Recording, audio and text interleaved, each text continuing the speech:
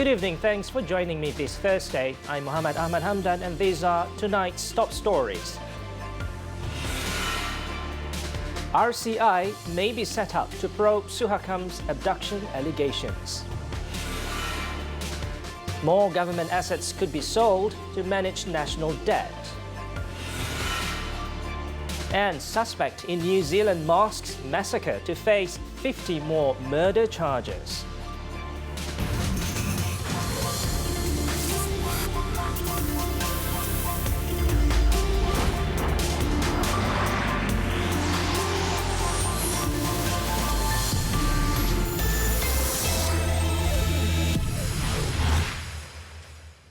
The government is prepared to set up a Royal Commission of Inquiry, RCI, to probe into allegations that the Bukit Aman Special Branch was responsible for the disappearance of 2 individuals. Home Minister Tan Sri Muhyiddin Yassin, however, said this would be dependent on the Attorney General Chamber's decision to reopen the cases. Speaking to reporters, he said the government is waiting the full report of Suhakam's public inquiry regarding social activist Amri Chekmat and Pastor Raymond Koh Keng Ju.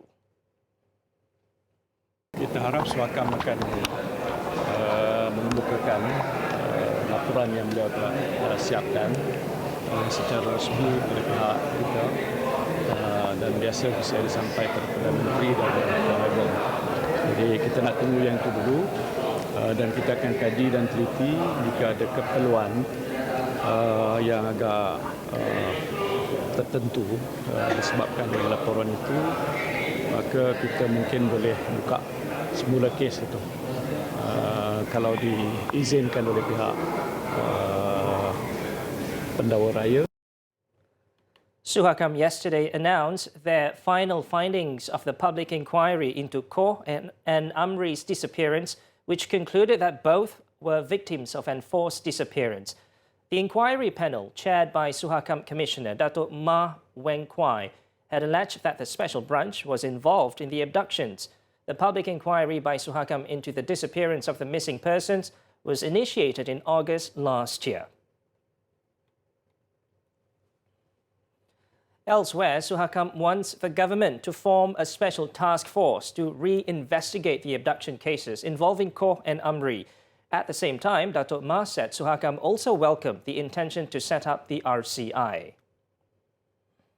I think the call for an inquiry, which seems to be the flavor of the month, but if that is going to come about, I think that is be good. But in the meantime, in my view, I think it is very important that the special task force be appointed and start re-investigating immediately. A lot more footwork and groundwork has to be done because the investigations earlier on were quite, I think we used the word lackadaisical, I think at one stage, not thorough enough. Suhakam said it will submit its findings into the disappearance of Koh and Amri to the government. The panel members will meet a minister tomorrow to discuss their findings. The commission, however, declined to name the minister who called for the meeting.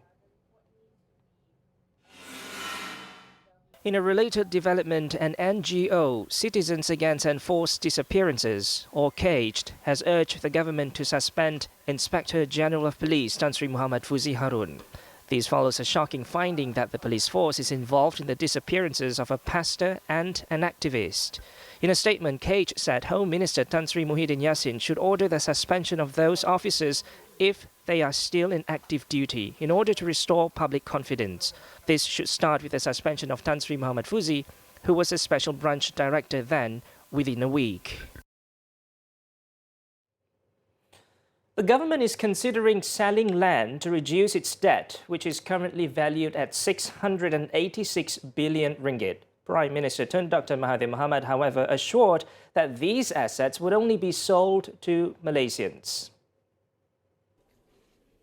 Speaking to reporters at the Parliament lobby today, the Premier said efforts were underway to reduce the national debt. One of them is through the sale of the One Malaysia Development Berhad 1MDB-linked super yacht Equanimity to the Genting Group for $126 million, which was announced yesterday. We still have some assets.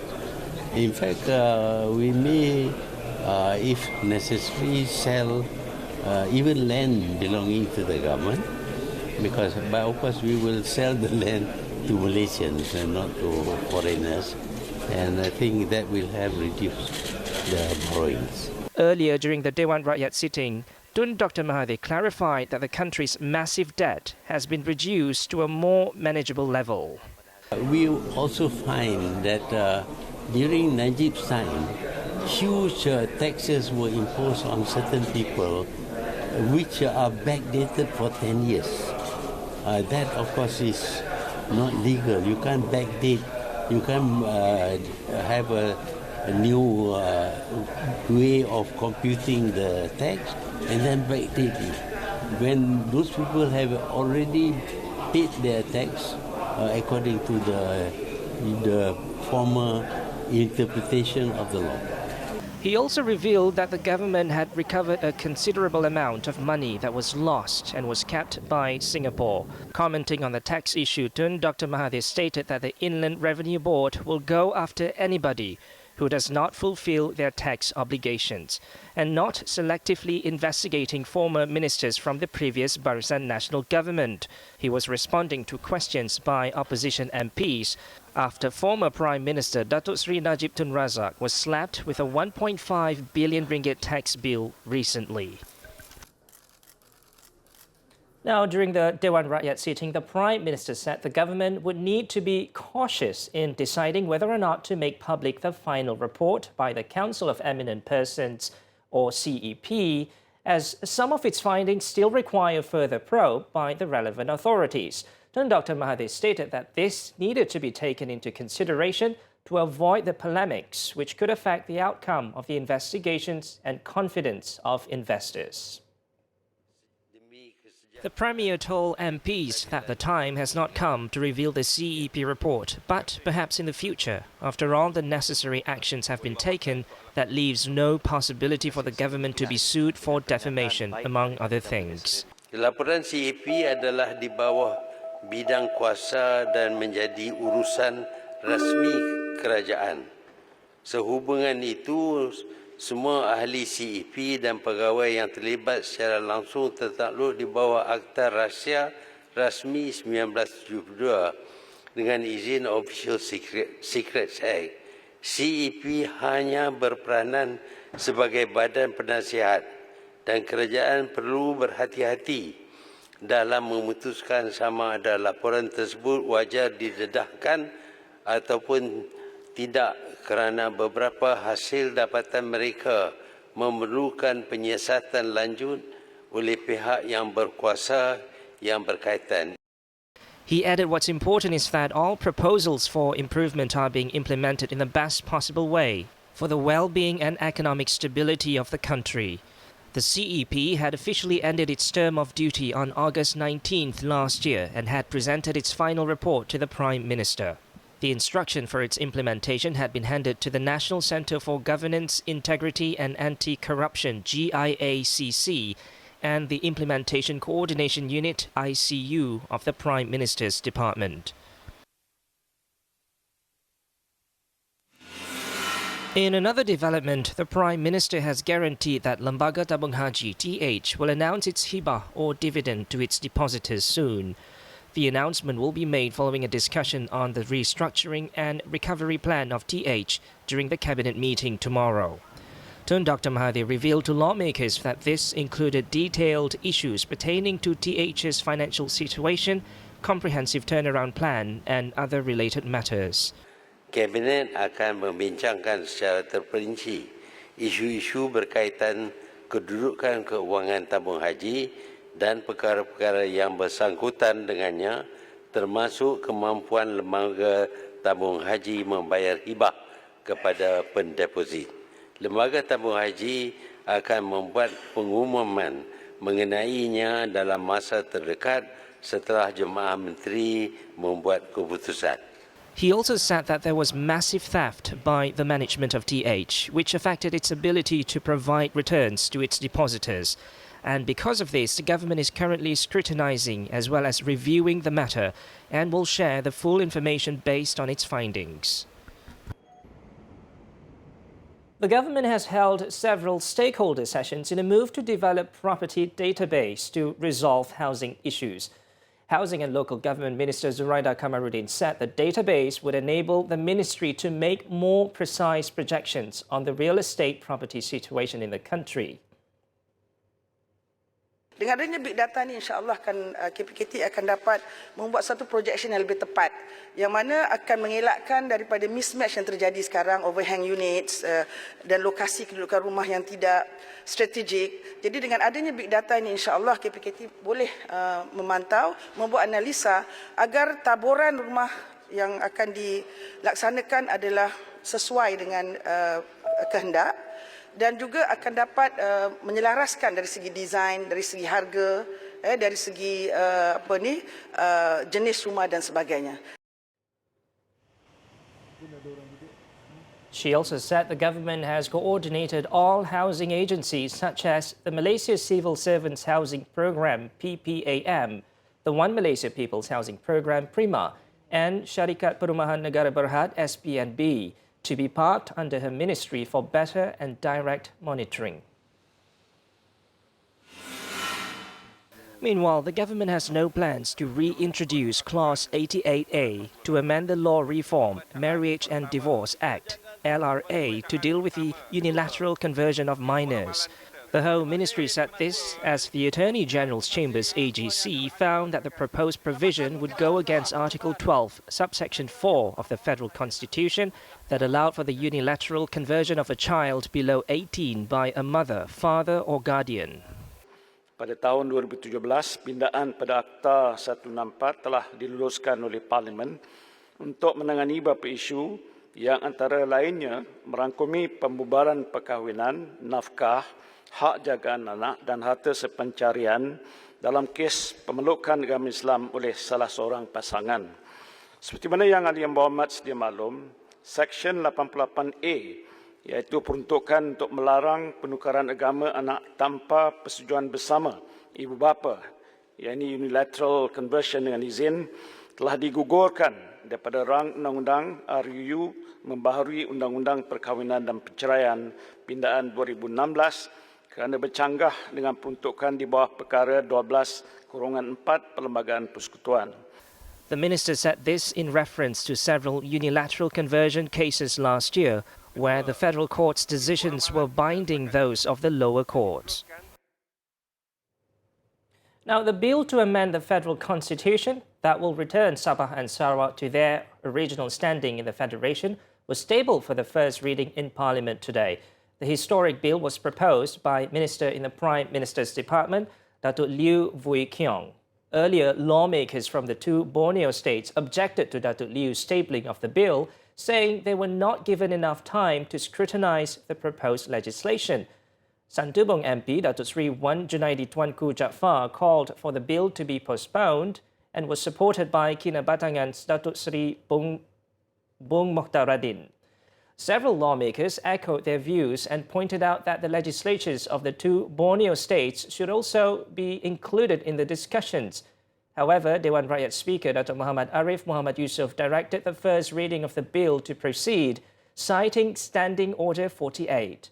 The bill is ostensibly to restore Sabah and Sarawak's positions as stated in the Malaysia Agreement 1963. And when we return, over 2.6 million ringgit worth of drugs seized in Kelantan. Details next.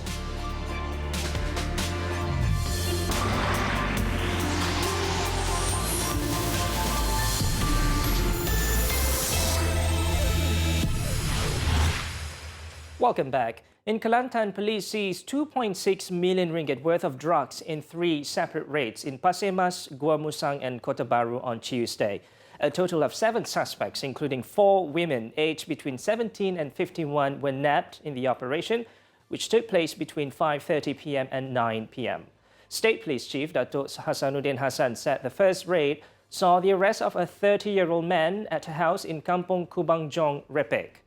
Following the arrest, a 31-year-old female Thai national was picked up by cops at another house in Kampung Kubang Rawa. These led authorities to the arrest of 4 in a family and their female Thai neighbor in Kampong Sungai Bayu. Among the drugs seized included yaba pills and heroin believed to be meant for the local market and linked to a bigger syndicate. Also seized were 3 cars and 3 motorcycles belonging to the suspects who were active since a year ago. All the suspects were remanded to assist investigations under the Dangerous Drugs Act.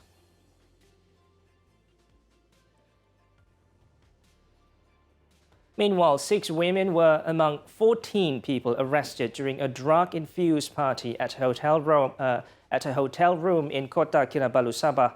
In the 12:30 p.m. raid on Wednesday, police also found a small plate with a gram of ketamine, believed to have been used by the party-goers to get high. Kota Kinabalu Police Chief ACP Habibi Manjinji said the hotel was used as a stopover after the group left an entertainment outlet the previous night. All those arrested were between the ages of 21 and 35. 12 of them also tested positive for drugs. The case is being investigated under the Dangerous Drugs Act.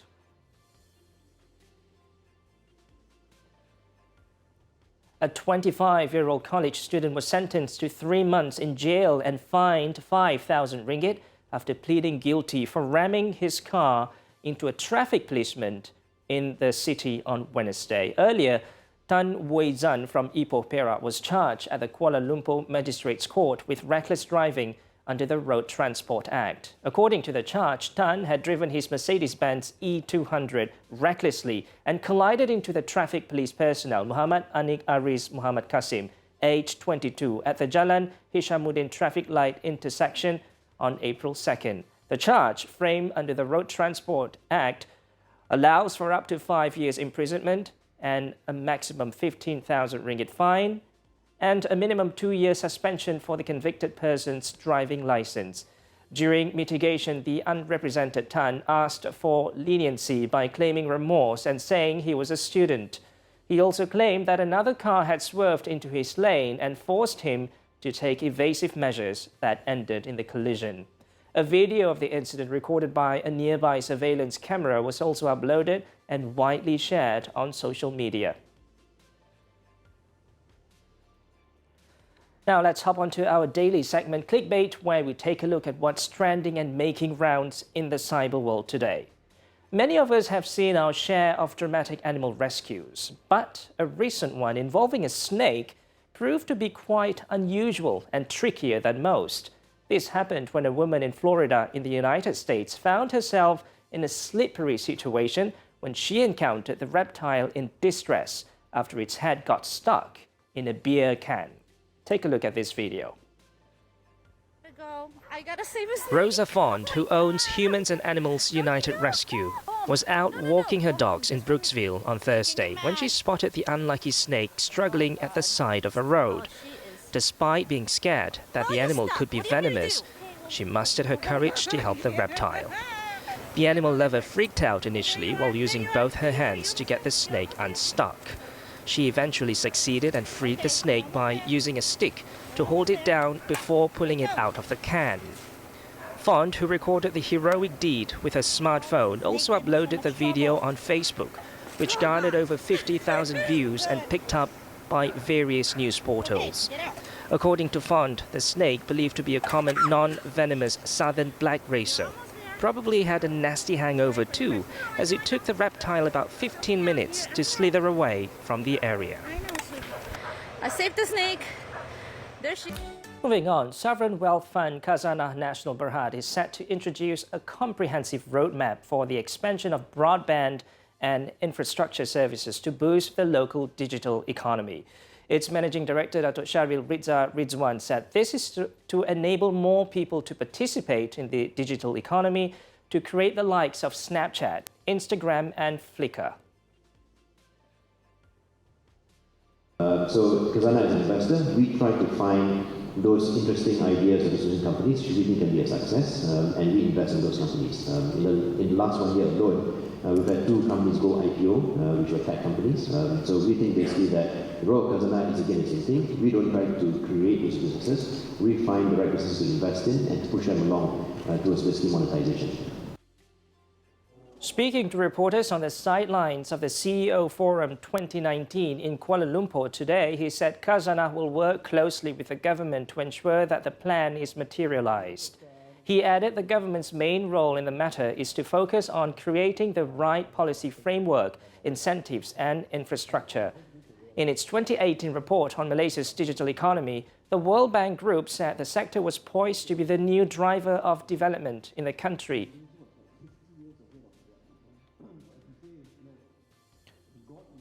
Malaysia has called for an immediate solution to the ongoing trade war between China and the United States. In an interview with CNN, International Trade and Industry Minister Datuk Darrell Liking said the world's two largest economies must be responsible in their actions, which have a ripple effect on other countries. Ensure that their decision between themselves can be resolved very quickly, and then we can go ahead with the daily business that we do as a global economy. Malaysia is one of the global value chain supplier of the world, as well as many other ASEAN countries. So we would really like something positive coming out of the negotiation between the Americans and the Chinese real soon. Are you losing pace, Malaysia losing patience with what we're seeing between China and... Dato' Darrell was featured in the American TV News Network's program titled Quest Means Business in New York this morning. He said although the China-US trade war provides a window of opportunity, an amicable solution must be achieved to ensure long-term stability and favorable global trade environment. Coming up next, visa-free travel for Brits after Brexit. Approved. Stay with us.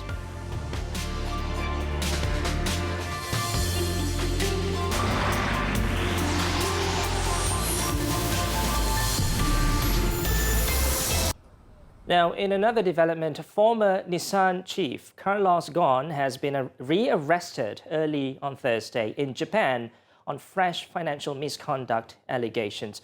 According to prosecutors, Ghosn was detained at his home in central Tokyo on suspicion of breach of trust and for abusing his position at Nissan for personal gain.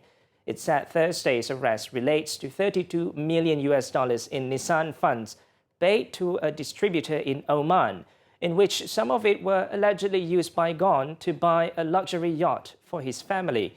Ghosn, however, has denied the charges, calling them meritless and slamming his detention as outrageous and arbitrary.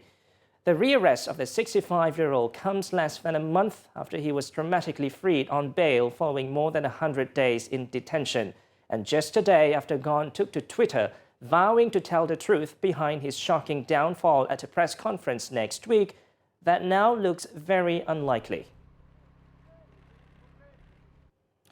Updates on Brexit. The European Parliament approved on Thursday a law granting Britons the right to travel to the European Union without a visa after Brexit. Britons will be able to stay in the EU visa-free for up to 90 days in any 180-day period. The text, passed by 38 votes to 8, with 3 abstentions, specifically states that the post-Brexit visa waiver will only be granted if the UK implements a similar measure for EU citizens. Controversially, the law described Gibraltar, a territory, as a British colony. Now, in the uncertain run-up to Brexit, Parliament has approved a bill that effectively rules out a no-deal Brexit by forcing the government to seek an extension from the EU if it cannot pass a divorce plan by April 12th. This outcome would anger Brexiteers in the Conservative Party and sets Britain on course for a long Brexit extension. I'm Muhammed Ahmad Hamdan. Thanks for watching and have a good one.